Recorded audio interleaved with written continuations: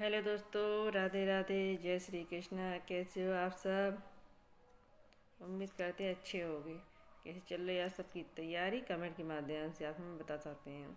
आज अपना next singer लेके आया हूँ। नेक्स्ट सिंगर का नाम है एंटोनियो ग्राम से। चलो पढ़ते हैं उनका intro. Only exam oriented PDF है, ठीक है। बिल्कुल बिल्कुल ऑथेंटिक है। कोई भी यहाँ वहाँ का शब्द नहीं है। जो जो इसमें लिखा गया है सारे किसी न किसी पीवाई में आ ही चुके हैं। तो ध्यान से पढ़िए और उनकी जो मैं एमसीक्यू लगा तो वो भी लगाइए। आपको ही बेनिफिट होगा। जो आप शेयर भी करोगे, जिसको ज़रूरत हो आप शेयर भी कर सकते हैं। और चैनल को लाइक कीजिए, सब्सक्राइब कीजिए। Thank you. चलो चलते हैं नेक्स्ट की ओर। अब पढ़ते हैं अपना एग्जाम ओरिएंटेड एंटोनियो ग्राम्सी। इसका इंट्रो पढ़ते हैं। सबसे पहले पूरा नाम है अपने ग्राम्सी कहते हैं। एंटोनियो ग्राम्सी इसका नाम है। जन्म 1891 में 1891 में हुआ था, इटली में। मृत्यु हुई थी 1937 में, यानी 1937 में जेल में मृत्यु हुई थी। जिस टाइम पे जब उनकी मृत्यु हुई थी वो जेल में थी। विचारधारा इनकी कैसी है? मार्क्सवादी चिंतक है ये, ठीक है। मुख्य कृतियाँ क्या है? प्रिजन नोटबुक और द मॉडर्न फ्रेंड्स। यानी प्रिजन यानी क्या होता है? प्रिजन नोटबुक तो समझ में आ रहा है। प्रिजन लिखा तो जेल में, तो इनने ये प्रिजन नोटबुक कहाँ भी लिखी? जेल में लिखी थी।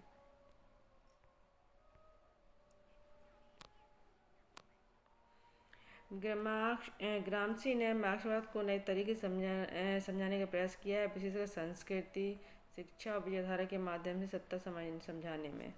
तो मार्क्स का जो विचारधारा थी वो थी, लेकिन इनकी विचारधारा मार्क्स सही, लेकिन उनको अलग तरह से समझाने की विशेष कोशिश की। संस्कृत के माध्यम से, शिक्षा के माध्यम से, विचारधारा के माध्यम से। उनके पढ़ते हैं की कॉन्सेप्ट।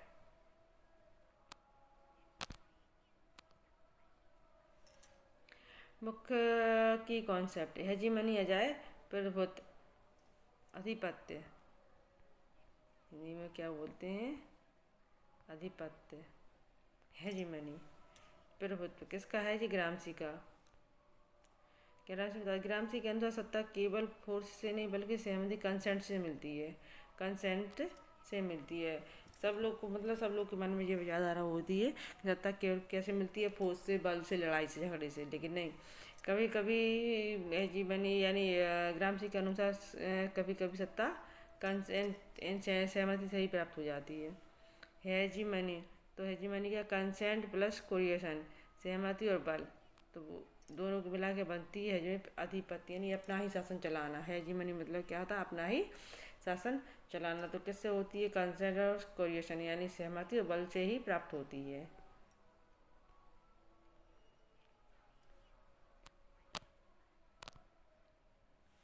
शासक वर्ग जनता की मानसिकता और विचारों के नियंत्रण का सत्ता बनाए रखता है। राइट है जी। यदि कोई शासक वर्ग है, कोई सबसे ऊंचा है, मंत्री परिषद है, मान के चलो कोई से भी एक नेता है जो ऊपर है, शासक बना हुआ है जिस टाइम पे वो, तो जनता की मानसिकता और विचारों को नियंत्रण कर सत्ता बनाए रह सकता है।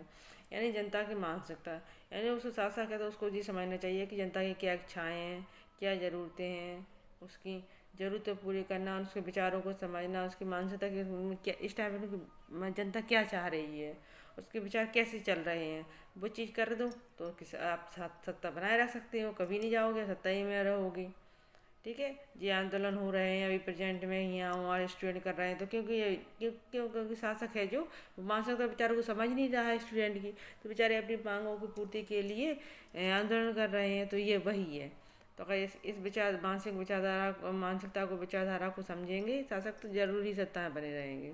उदाहरण, मीडिया, शिक्षा, धर्म के माध्यम से लोगों को महसूस कराया जाता है कि सत्ता सही है, ठीक है। सही है। आज के ज़माने में भी क्या है? मीडिया वाले हैं और धर्म के माध्यम से अपने यहाँ तो अभी धर्म को बहुत इम्पोर्टेंट, मंदिर ही बनवाए जा रहे हैं। मंदिर मंदिर मंदिर, ठीक है। देखते हैं आगे कितने मंदिर और बनते हैं। इसलिए इंडिया में धार्मिक लोगों की कोई कमी नहीं। धर्म के नाम पे आप कुछ भी काम करवा लो इंडिया में। धर्म के नाम पे वोट ले लो, कुछ भी करवा लो। अगर कोई घर में कोई तस्वीर लेके मांगने वाला आ जाता है तो कुछ ना कुछ धार्मिक चंदा देना हो, हाँ, धर्म की इच्छा से, हाँ, धर्म के नाम पर कुछ भी करवा लो चंदा, और कुछ किसी से कोई पैसा नहीं निकलेगा, किसी प्रकार की कोई बात नहीं होगी। धर्म के माध्यम से सब कुछ करवा लो। धर्म के बहुत विश्वास करते हैं इंडिया वाले, ठीक है। इसलिए नेता लोग खेल रहे हैं इंडिया के साथ। नेक्स्ट है अपना मैं किसी पर्टिकुलर पार्टी को वो नहीं कर रही हूँ, मैं तो बता रही हूँ कि आज इंडिया में प्रेजेंट में क्या चल रहा है, धर्म की स्थिति ज़्यादा चल रही है। ठीक है। सिविल सोसाइटी और पॉलिटिकल सोसाइटी। सिविल सोसाइटी या तो कौन है, ग्राम्स। ठीक है।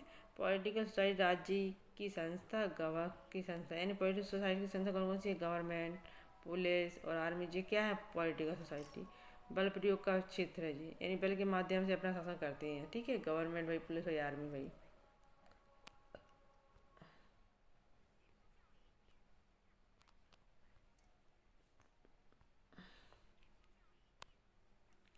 और सिविल सोसाइटी समाज में क्या है, स्कूल है, परिवार है, मीडिया है, चर्च। ये क्या है, विचार सहमति का क्षेत्र है। ठीक है। ग्रामसी का कहना था कि आधुनिक पूंजीवादी राज इन दोनों के संयोजन का काम करता है, यानी आधुनिक पूंजीवाद है जी दोनों का, यानी पॉलिटिकल सोसाइटी और सिविल सोसाइटी दोनों का काम करता है। नेक्स्ट है इंटेलेक्चुअल्स। दो प्रकार के बुद्धिजीवी बताए हैं ग्रामसी ने। कितने प्रकार की बुद्धि बताए हैं, दो प्रकार के। ट्रेडिशनल इंटेलेक्चुअल और ओरिजिनल इंटेलेक्चुअल, ये जो खुद को तटस्थ बनाते हैं, जैसे शिक्षक और पादरी। शिक्षक जो खुद से ही खुद की लड़ाई करते हैं, खुद ही तटस्थ बनते हैं, और जो किसी वर्ग के हितों की प्रतिनिधित्व करते हैं, जैसे मजदूर वर्ग। और नेता जी किसी दूसरे हितों की प्रतिनिधित्व करते हैं। परिवर्तन तभी संभव है जब श्रमिक वर्ग अपने ओरिजिनल इंटेलेक्चुअल तैयार करे। राइट है। और दूसरों के प्रतिनिधित्व करते रहोगे तो बुद्धिजीवी जीवी कैसे कहलाओगे। अपने परिवर्तन संभव है तो अपने दिमाग से, और अपने काम, जैसे शिक्षक अपने दिमाग से ही काम करता है। ठीक है।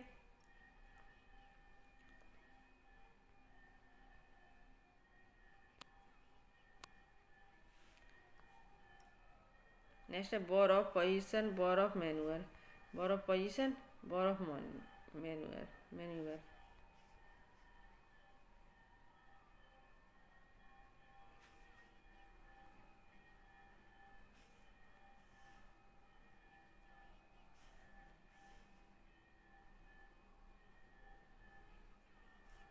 दो है, वॉर ऑफ पोजीशन और वॉर ऑफ मैन्यूअर। तो वॉर ऑफ पोजीशन क्या है, प्रत्यक्ष क्रांति जैसे कि रूस में हुई थी। और वॉर पोजीशन क्या है, विचारों संस्कृत संस्थाओं के माध्यम से धीरे धीरे सत्ता हासिल करना। राइट है। प्रत्यक्ष क्रांति क्या है, क्रांति कर दो एकदम से सत्ता हासिल कर लो, वो होता है वॉर ऑफ मैन्यूअर। और पोजीशन क्या है, विचारों के माध्यम से, संस्कृति के माध्यम, संस्थाओं के माध्यम से धीरे धीरे सत्ता परिवर्तन करना, धीरे धीरे परिवर्तन लाना है, वो है war of position.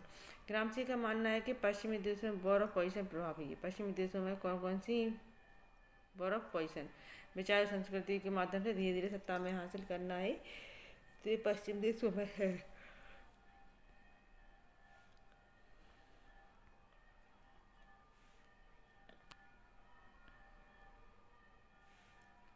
Modern Prince जी किसकी है,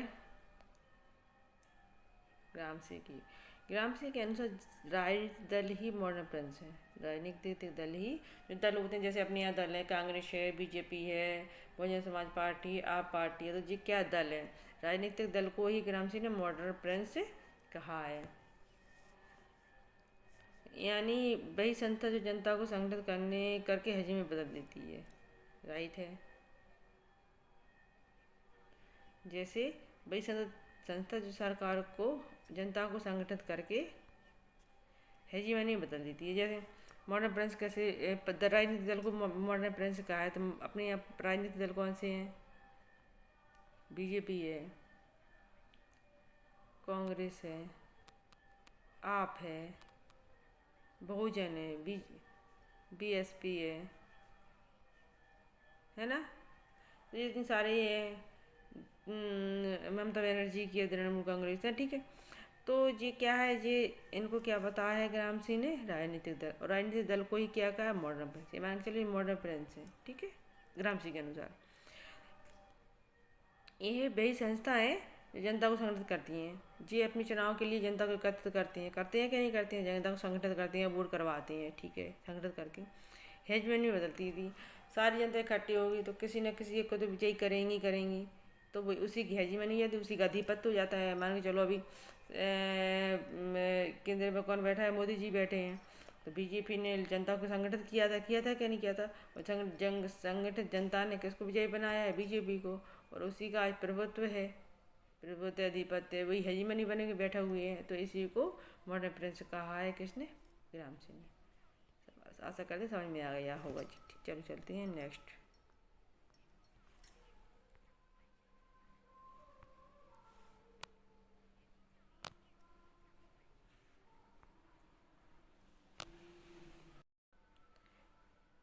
प्रिजन नोटबुक, जेल में लिखे गए नोट्स हैं जी। प्रिजन यानी क्या होता है, कैदी, तो जेल में लिखे गए नोट, जिनमें उन्होंने मार्क्सवाद को संस्कृति और विचारधारा के आयाम से जोड़ा है। यह आधुनिक समाज के सांस्कृतिक प्रस्तुत को समझने के लिए सबसे महत्वपूर्ण पुस्तक है जी। आज के ज़माने में सांस्कृतिक प्रस्तुत को समझने के लिए महत्वपूर्ण पुस्तक है जी। ठीक है,